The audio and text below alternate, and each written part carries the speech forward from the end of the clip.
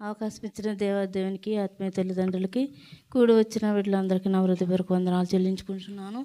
ఈ దినమునకు ఏర్పాటు చేయబడిన కీర్తన గ్రంథము 53వ అధ్యాయము ఉత్తర రీతిలో చదువుకుందాం. దేవుడు లేడని బుద్ధిహీనులు తమ హృదయంలో అనుకుందురు. వారు చెడిపోయిన వారు అసహ్య కార్యములు చేయుదురు. మేలు చేయువాడొకడునూ లేడు.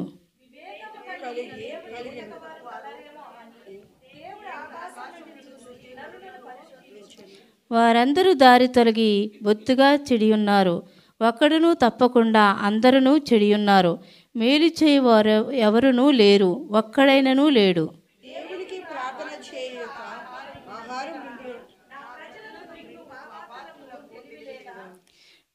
భయకారణము లేని చోట వారు భయక్రాంతులైరి నన్ను ముట్టడి వేయువారు ఎముకలను దేవుడు చెదరగొట్టి ఉన్నాడు.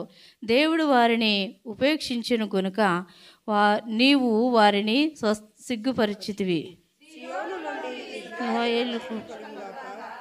దేవుడు చెరలోనున్న తన ప్రజలను రప్పించినప్పుడు యాకోబు హర్షించును, ఇశ్రాయేలు సంతోషించును.